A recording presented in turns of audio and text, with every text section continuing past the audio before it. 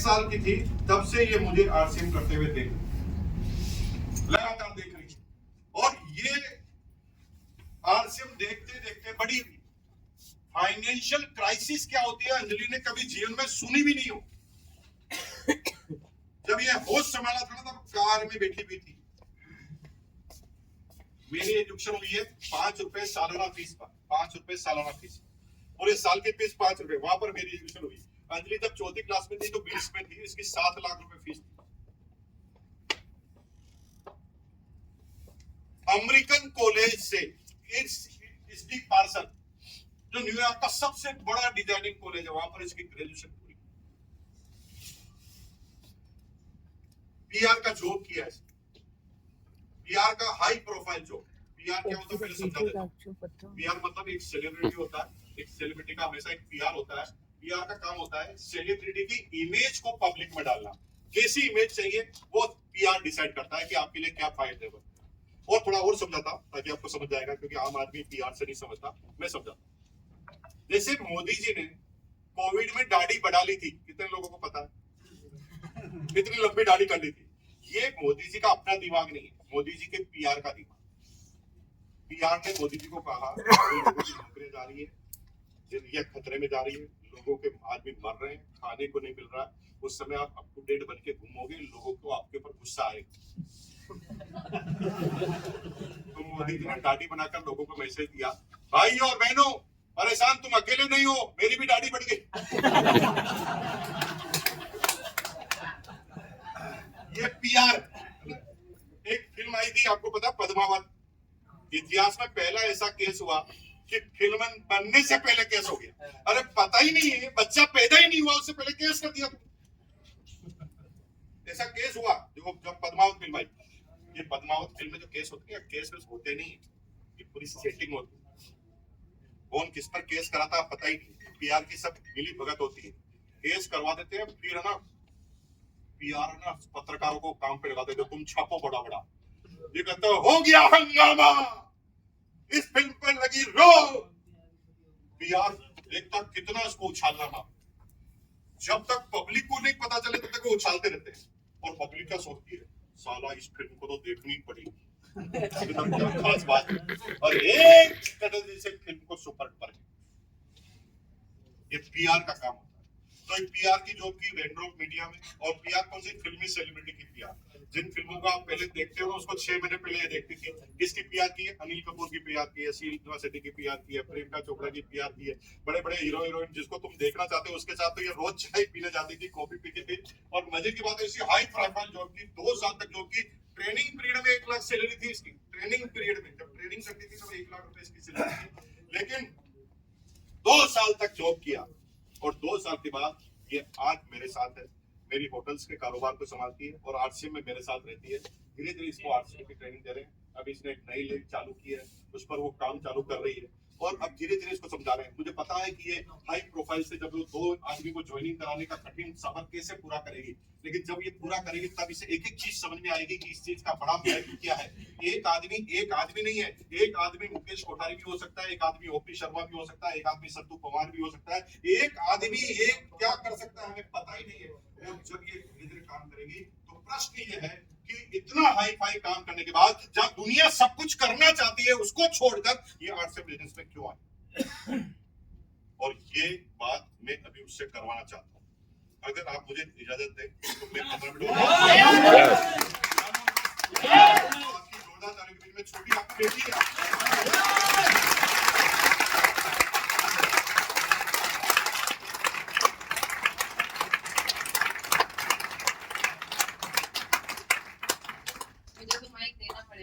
आवाज बड़ी आप लोगों को समझ नहीं आई, सुनाई दे रही सबको बात।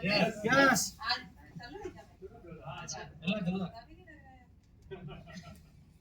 नमस्कार नमस्कार, जय आरसीएम। कैसे आप सब लोग? सब लोग बोलो झकास झकास। क्या कैसे हो आप सब लोग? इतना मजा आ रहा है।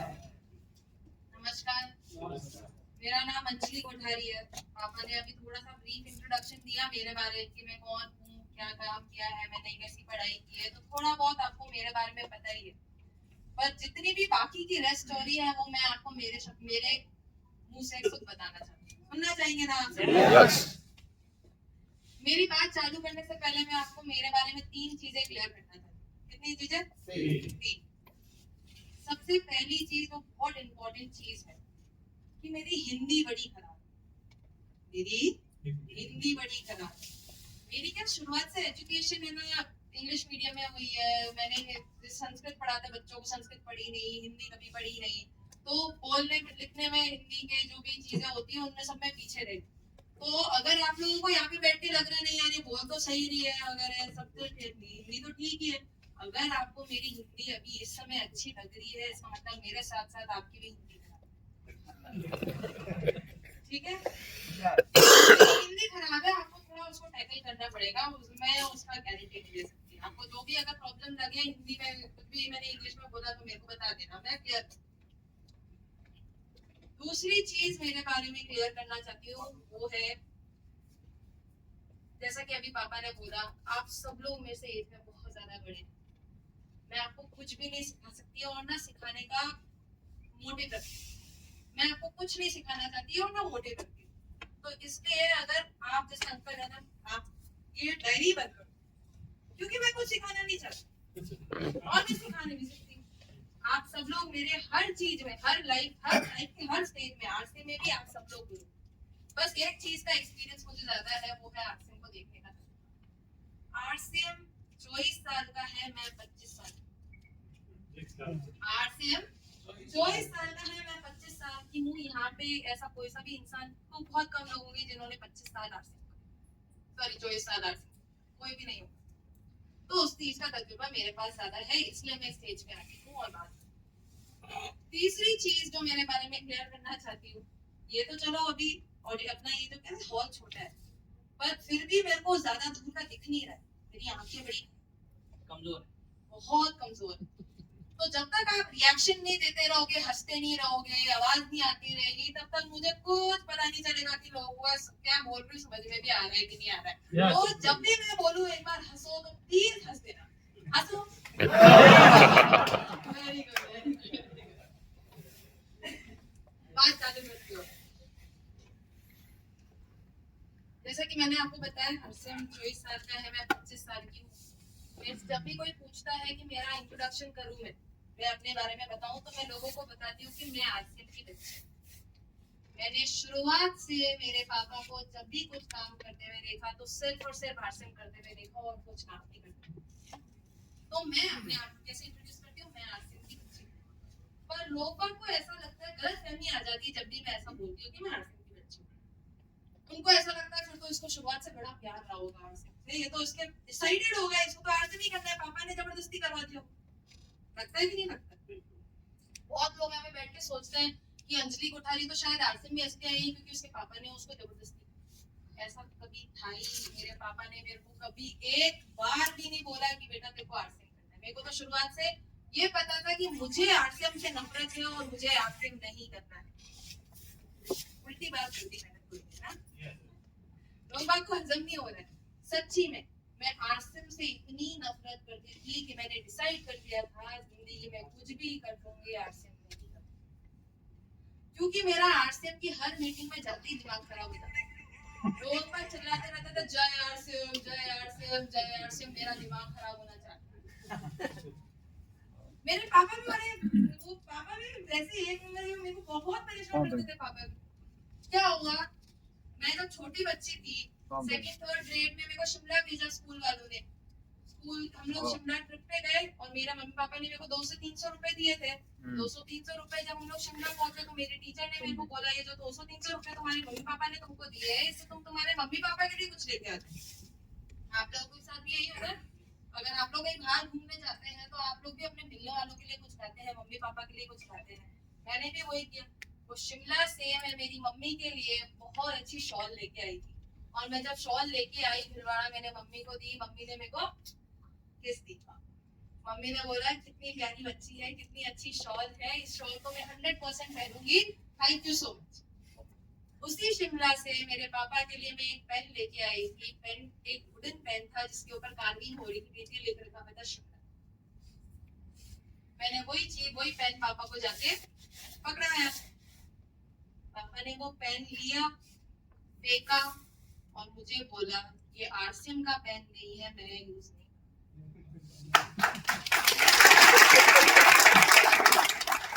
आप लोगों को अच्छा लग रहा है, पर आप लोग ये बोल रहे हैं कि मैं छोटी बच्ची थी, छोटे बच्चे के सामने पेन फेंक दिया, इतने प्यार से गिफ्ट लाई हूँ, मेरा तो दिमाग खराब हो गया।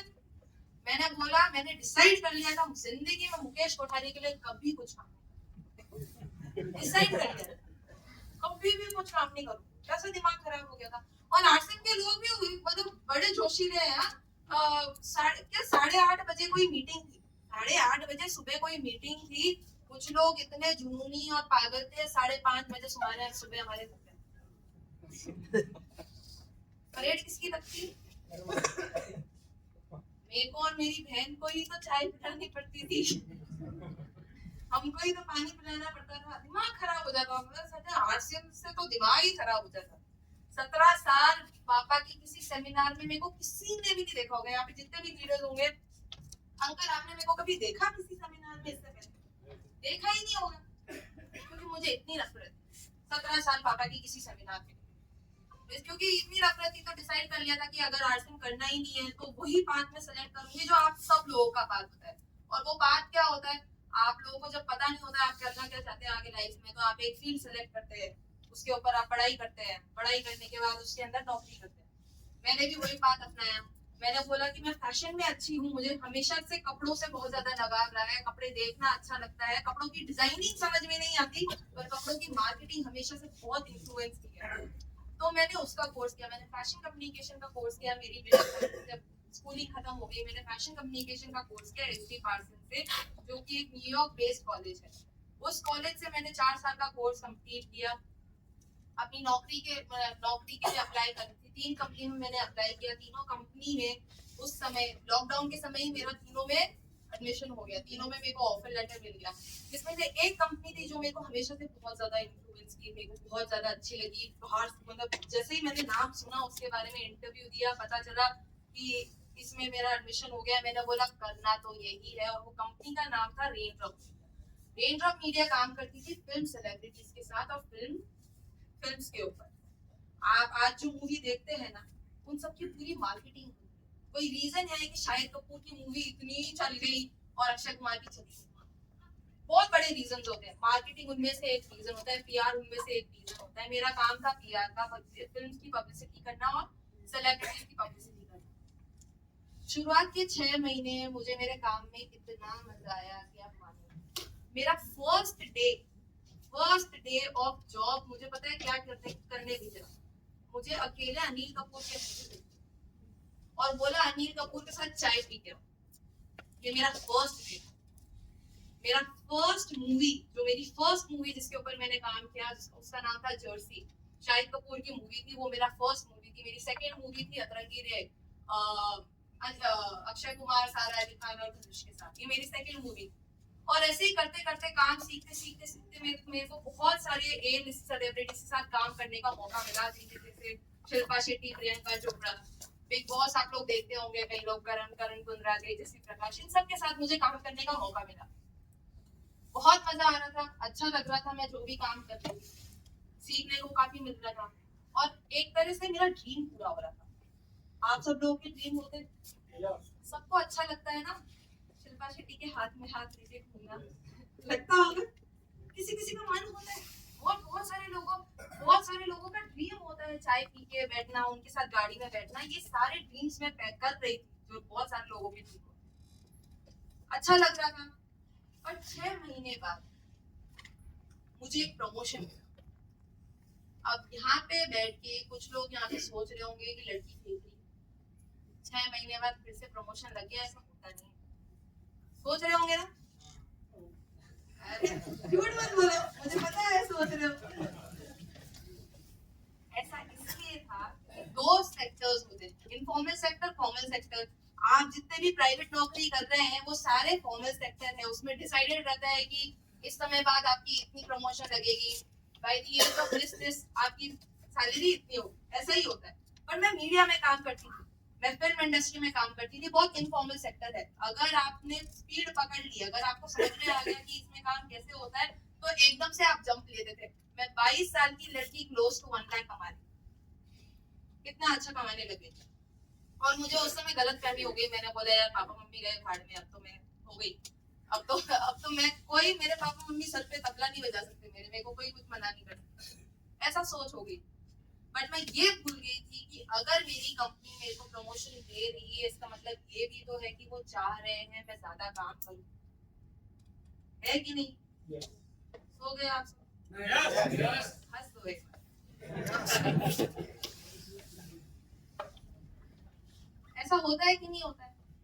अगर आपको आपकी कंपनी ने प्रमोशन दिया है, इसका मतलब यही है, डायरेक्ट मीनिंग यही है कि वो चाहते हैं आप काम करें उनके साथ और ज्यादा काम करें, इसका डायरेक्ट रिलेशन ही है। मेरी सैलरी बढ़ गई, शुरुआत के 2-3 दिन में काफी खुश थी, पर 6 महीने गुजर चुके थे, एकदम से मेरी सैलरी बढ़ गई, तो मुझे ये रियलाइज नहीं हुआ कि मेरा काम भी बढ़ेगा। मैं अकेली लड़की बॉम्बे जैसी सिटी में 22 साल की एज में, छोटी सी बच्ची थी, अभी भी छोटी बच्ची हूँ, पर सब तो और छोटी, मैं अकेली रहती थी।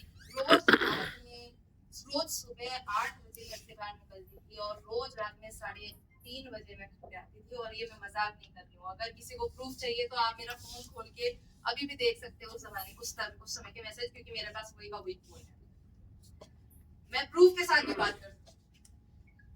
ये मेरी लाइफस्टाइल बन चुकी है, सारे सेलिब्रिटीज उल्लू लगने लगे क्योंकि रात में दिमाग खराब हो रहा था मेरा कि मैं काम क्यों कर रही हूँ, किसके लिए कर रही हूँ, पर्पस नहीं है मेरी लाइफ में। और तो कंपनी के बारे में सुनो तो सही है। अच्छा, अरे तो आप सुनो तो सही, आप सुन तो लो सर, आप सुन ही नहीं रहे हो, आपको पता ही नहीं है मैं क्या। अच्छा तो बताओ क्या, हाँ तो कंपनी के बारे में बता रही हूँ, आप सुनोगे तो बात होगी। आपको प्रॉब्लम हो रही है सर, आप बाहर चले जाओ, आपको प्रॉब्लम आ रही है, आप बाहर हमने नहीं सुना जी, सुनाइए। बोलिए, मैं बात कर रही हूँ, बात कर रही हूँ, बात क्या कर रहे हैं एक बार बता दीजिए। हाँ,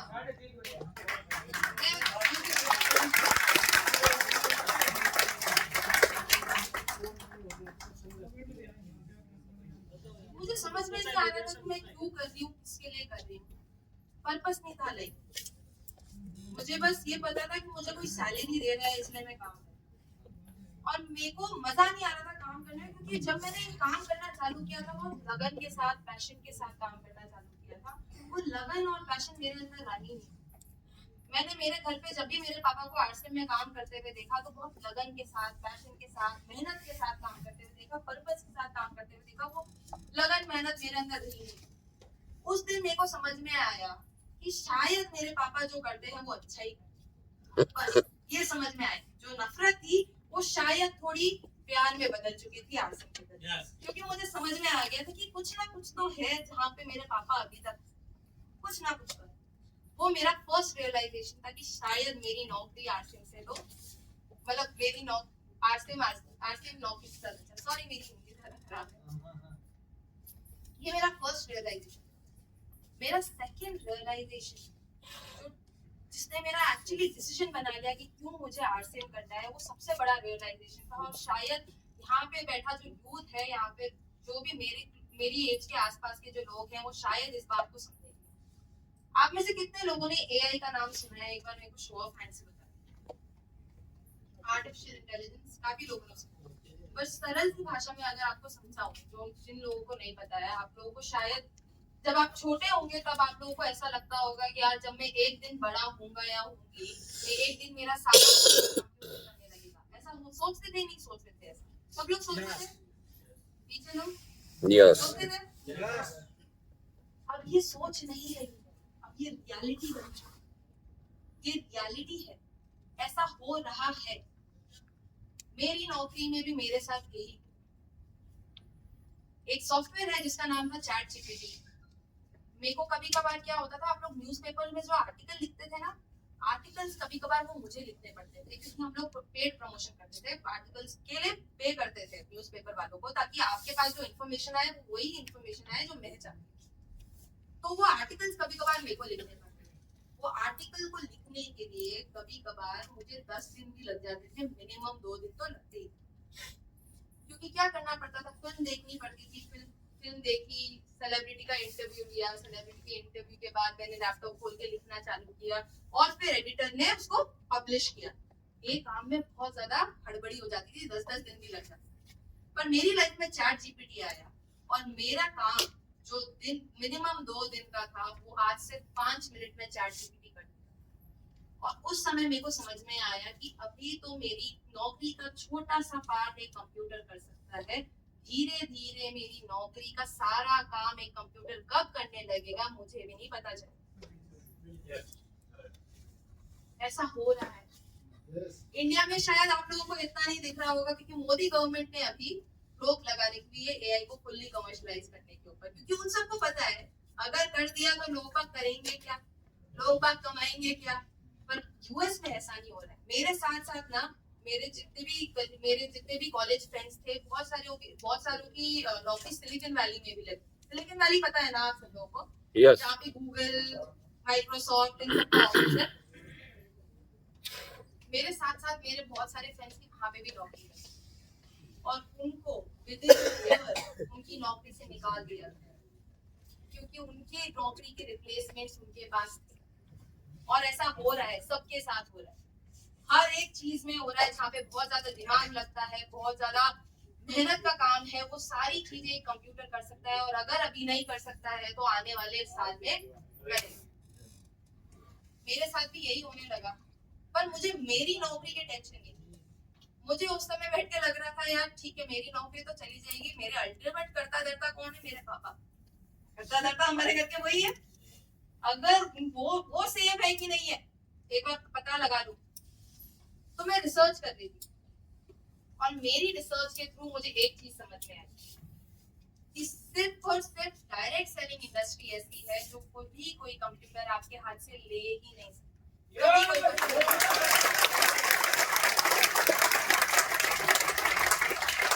जानना चाहेंगे क्यों? जानना चाहेंगे ना क्यों? दो चीजें होती है। एक चीज वो होती है जो सेंस बनाती है और दूसरी चीज होती है जो सेंस नहीं बनाती। बोलते हैं ना ये नॉनसेंस है, ये सेंसिकल चीज बोल रहा है, ये सही है। कंप्यूटर तो कोड्स पे काम करता है, इसका मतलब वो वही काम कर सकता है जो चीजें सेंस बनाती है। पर बिजनेस हमेशा इमोशन से होता है और इमोशन सेंस नहीं बनाते। इसलिए कभी कोई कंप्यूटर इमोशंस के साथ काम कर नहीं सकता। डायरेक्ट सेलिंग काम ही इमोशंस का है। मैं आपसे बात नहीं करूंगी, हम लोग एक कॉमन कंक्लूजन पे नहीं पहुंच जाएंगे, तब तक डायरेक्ट सेलिंग हो ही नहीं सकती। तो अंकल चले गए, उनको पता चल जाता है जो बोलना चाहती थी मैं। वो बोल रहे थे कंपनी के बारे में बात करो। समझ गए? कंप्यूटर कभी वो काम कर ही नहीं सकता। हाँ, डायरेक्ट सेलिंग को करने के बहुत सारे एआई ऑल्टरनेटिव आ सकते हैं, पर डायरेक्ट सेलिंग का वो कोर जो है ह्यूमन इमोशंस का, वो कभी कोई कंप्यूटर कर ही नहीं पाएगा। इसलिए कभी कोई कंप्यूटर डायरेक्ट सेलिंग कर ही नहीं पाएगा। आप मानेंगे नहीं, यहाँ पे आने से पहले चैट जीपीटी से पूछ रही थी कि मेरे को डायरेक्ट सेलिंग के इवेंट में जाना है, स्पीच देनी है, मेरे लिए एक पूरी स्पीच तैयार करो। मैं प्रूफ के साथ अभी बात नहीं कर सकती, मैं एक सेमिनार के बाद मिलना, मैं आपको बता दूंगी वो स्क्रीनशॉट, या फिर खुद चैट जीपीटी को करके पूछ लूंगी। चैट जीपीटी ने खुद लास्ट में बोला कि देखो भाई, डायरेक्ट सेलिंग ऐसा बिजनेस है, सब कुछ है, पर वो ऐसा बिजनेस है जो मैं कभी नहीं कर सकता। कंप्यूटर ने खुद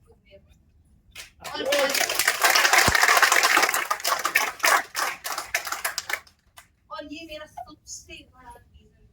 जब ये चीज मुझे समझ में आई ना, तब मुझे लगा बेटा अंजलि तू 5 साल और नौकरी कर ले, उसके बाद तो तेरे को भी आरसीएम ही कर।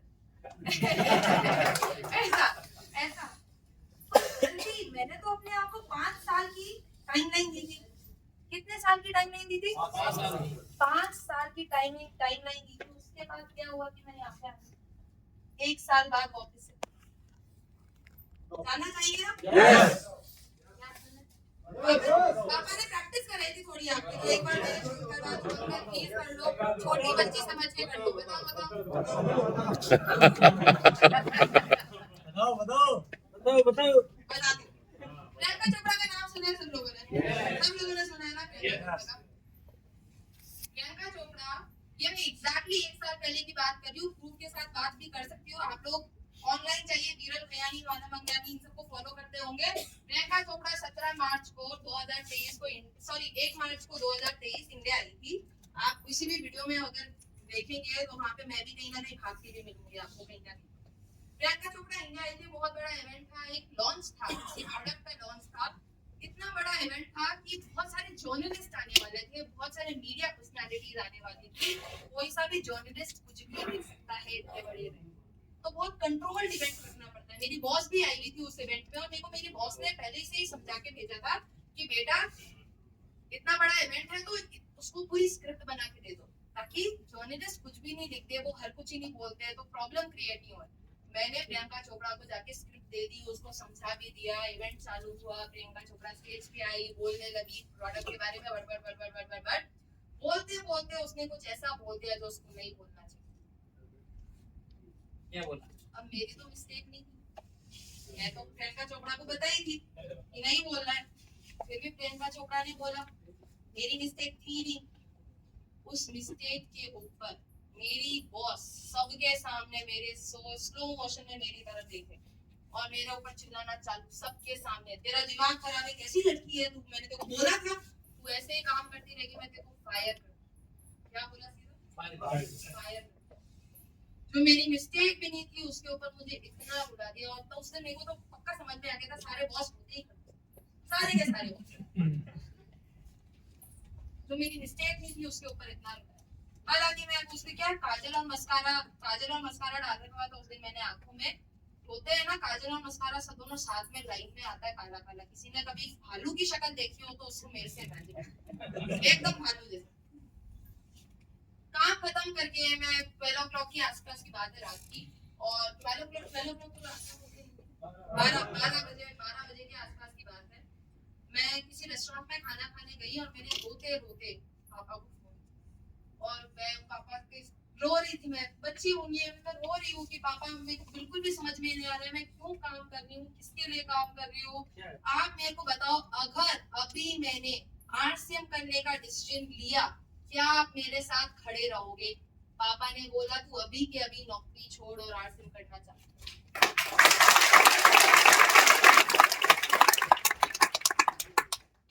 पर ऐसा होता नहीं है ना, आप लोग बोल रहे हैं इसके पास तो ब्लैंकेट था, इसकी बॉस ने इसके ऊपर चिल्ला दिया इसलिए आरसीएम करे, ऐसा था नहीं। मेरे को क्या इमोशंस में आके मैंने बोल दिया, सुबह उठ के इतना दिमाग खराब हो गया मेरा, मैंने बोला यार पापा को बोल कैसे। अब मैं पापा के लिए प्लान बना रही थी, मैं छाछा चला रही थी कि अब पापा को कैसे समझाऊं कि आरसीएम करना नहीं है, तो वैसे ही रणनीति बना रही थी। पर क्या है ना, मेरा बाप एक कदम आगे चल गए। वही हुआ, मैं ऑफिस से नौकरी की तरफ, नेक्स्ट दिन ही मैं जॉब की तरफ जा रही थी, पापा का फोन आ गया और पापा ने बोला बेटा अंजलि तूने बोला था तू आरसीएम करेगी। पापा अभी स्टेज से बोल रहे थे फॉलो अप लेना जरूरी है, अपने खुद की बेटी के साथ फॉलो अप ले रही है मेरे साथ। एनीवेज फोन आया, बोला आरसीएम करेगी, तूने बोला था। मैंने बोला हाँ पापा बोला तो था आरसीएम करूंगी। तो पापा ने बोला कि ऐसा काम कर, 17 मार्च को मेरी नाला सुपारा में मीटिंग है, तू भी आ। मैंने आपको बताया ना 17 साल किसी मीटिंग की शक्ल भी नहीं देखती मैंने। ये 17 साल बाद पापा की किसी सेमिनार में गई थी और जबरदस्ती गई थी, वहाँ पे भी बहुत सारे लोगों को जबरदस्ती बैठा रखा है। मैं शक्ल से बता देती हूँ, मैं तो शक्ल से बता देती थी मैं भी आपकी जगह जबरदस्ती बैठा दी, मेरे को बैठा दिया। अब मैं वहाँ पे लोग बाग आ रहे हैं, और प्लीज माफ करना उस समय, आप लोग प्लीज माफ करना जो भी आरसीएम कर रहे हैं, मैं आपको सच्ची में सॉरी बोलती हूँ कि उस समय जो भी आरसीएम करते थे मैं उनको कार्टून समझती सब लोग। ठीक है, तो अब आप समझ जाओ सबसे बड़े कार्टून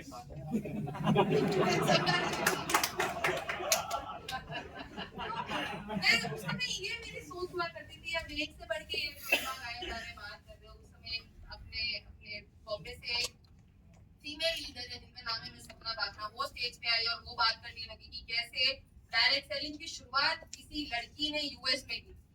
डायरेक्ट सेलिंग की शुरुआत किसी लड़की ने यूएस में की। और मैंने बोला यार अगर ऐसा है तो फिर अपने आर्टसन की स्टेज पे कभी कोई लड़कियां दिखती क्यों नहीं, क्यों ऐसा है कि कोर लीडर एक भी फीमेल थी।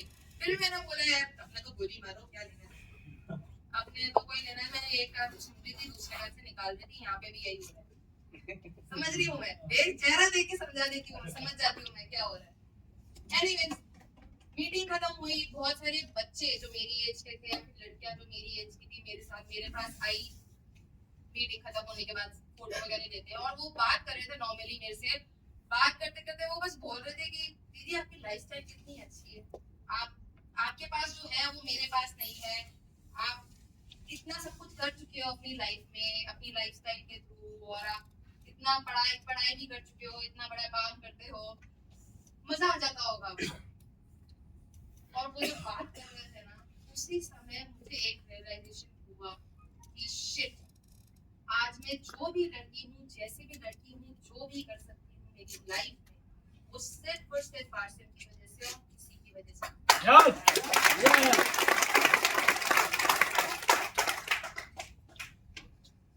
आपको ये समझना जरूरी है कि बहुत सारी लड़कियां यहाँ पे जो बैठी हुई है, उनकी तरह मैं भी राजस्थान की लड़की, हमारे पास कई बार अपॉर्चुनिटीज नहीं होती, लड़कियों को बाहर नहीं निकलने देते, बट मेरे को निकलने का मौका इसलिए मिला कि आरसीएम के थ्रू मेरे पापा का पर्सपेक्टिव चेंज हुआ है। इतना घूमे, लोगों से मिले, तब जाके दुनियादारी समझ में आया कि अगर आज देश को आगे बढ़ाना है या फिर फैमिली को आगे बढ़ाना है तो एक लड़के का ही आगे बढ़ना जरूरी नहीं है, लड़की का भी इक्वली आगे बढ़ना जरूरी है। इससे पहले मेरे पास सिर्फ रीजंस थे आरसीएम करने के, इससे पहले मेरे पास सिर्फ रीजंस थे कि क्यों आरसीएम करना चाहिए, मेरे पास एक पर्पस नहीं था, पर्पस मिसिंग था। जब मुझे ये बात समझ में आई, मुझे समझ में आया कि मेरा पर्पस लाइफ में और आरसीएम के थ्रू वुमेन एम्पावरमेंट है, इसका मतलब है महिला सशक्तिकरण, और आरसीएम से बेटर महिलाओं के लिए और कोई अपॉर्चुनिटी है ही नहीं। क्योंकि ये एक ऐसा बिजनेस है घर पे बैठे अपने हस्बैंड का ध्यान रखते हुए, अपने माता पिता का ध्यान रखते हुए, अपने बच्चों का ध्यान रखते हुए ये बिजनेस कर सकते हैं। इतनी बड़ी अपॉर्चुनिटी, क्योंकि कुछ करना नहीं होता, आपको बस जो चीजें अच्छी लग रही है उसके बारे में बात करनी है, और वो तो आप वैसे भी करते हैं, दूध वाले से भी करते हैं। इतना अच्छा बिजनेस। मुझे ये चीज समझ में आई। मैंने 17 मार्च को पापा की सेमिनार थी, मैंने 18 मार्च को मेरे रेजिग्नेशन डाले पेपर, मैंने अपना ड्रॉप दिया कंपनी में काम करना। 1 मई 2023 से मैंने आरसीएम में फुल टाइम काम करना चालू किया। ये मेरी अब तक की स्टोरी रही है। अब आप लोग समझ रहे हैं कि यार इसने यहाँ पे आके बता तो दिए अपने रीजन, इसने अपने रीजन की बात कर ली कि ये इसके 3 रीजन करने के, पर अगर आप इसके बारे में थोड़ा सा सोचें तो एक्चुअली मैंने मेरे बारे में बात नहीं की है, मैंने आप सब लोगों के बारे में, क्योंकि सबकी नौकरी सबको परेशान करती है, सबकी नौकरियां सबके हाथ से जाने वाली है, और वुमेन एम्पावरमेंट, महिला सशक्तिकरण आज सिर्फ एक लड़की का काम नहीं है, लड़कों का भी इक्वल काम कर चुका है। तो यहाँ पे आके मैंने आपको मेरे 3 रीजन नहीं बताए, मेरी स्टोरी नहीं बताई, मैंने आप सब लोगों को आपकी खुद की स्टोरी सुनाई। रिलेट कर पा रहे? यस। यही एक रीजन है कि जब भी मैं अभी जैसे आपसे ज्वाइन की हूँ, मैं आप लोगों को सिखा नहीं सकती हूँ, पर एक ही रीजन है जिसकी वजह से मैं ऊपर आती हूँ, क्योंकि मैं शायद थोड़ा सा पावर होल्ड करती हूँ इन टर्म्स ऑफ इन्फ्लुएंस। मैं बता सकती हूँ, मेरी स्टोरी बता सकती हूँ लोगों को कि यार शायद लोग बात से कुछ ना कुछ सीख ही सकते हैं, कुछ ना कुछ। थैंक यू सो मच, आप लोगों ने मुझे इतना सुना। मैं फिर से पापा को स्टेज पे इनवाइट करती हूँ। Thank you so much.